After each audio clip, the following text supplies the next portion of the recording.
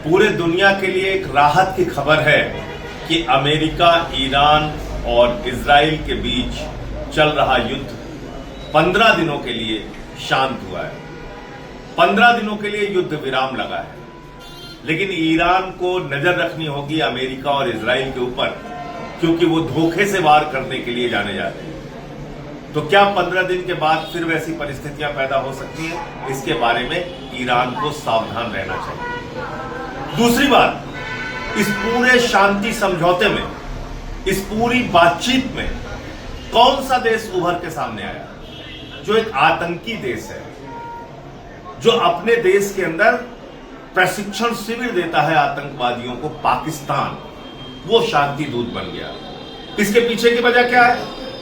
हमारे प्रधानमंत्री नरेंद्र मोदी की अनपढ़ ही खीखी वाली विदेश नीति, एक ही खीखी जबरन गले पड़ो वाली जो विदेश नीति है, उसके कारण से आज भारत अलग थलग पड़ गया। अमेरिका ने आपका अच्छा उल्लू बनाया। मोदी पहले आपको इजराइल भेज दिया, वहां आप 2 दिन पहले गए और मेडल पहन के आ गए, और उसके बाद ईरान के ऊपर हमला कर दिया।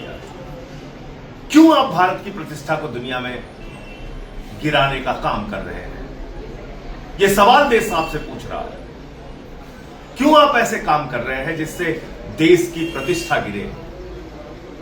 हम राष्ट्रपिता महात्मा गांधी के देश हैं, हम महात्मा गौतम बुद्ध के देश हैं, पूरी दुनिया को शांति का संदेश देते हैं, लेकिन अमेरिका ने आपको अपने परंपरागत मित्र ईरान से अलग कर दिया, आपको अपने परंपरागत मित्र रूस से अलग थलग कर दिया और कहा कि आप रूस से तेल नहीं खरीदोगे।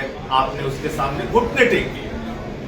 ये क्यों कर रहे हैं प्रधानमंत्री? ये इसलिए कर रहे हैं कि उनका दोस्त अडानी भ्रष्टाचार के मामले में अमेरिका में फंसा हुआ है। उनके 2 और करीबी एप्स्टीन फाइल्स में फंसे हुए हैं, और इजराइल के माध्यम से हिंदुस्तान में अपने विपक्षी लोगों के ऊपर नजर रखने के लिए, खुफिया जानकारी इकट्ठा करने के लिए पेगासस का इस्तेमाल करते हैं नरेंद्र मोदी। इसलिए इजराइल की हर बात को मानने के लिए तैयार है।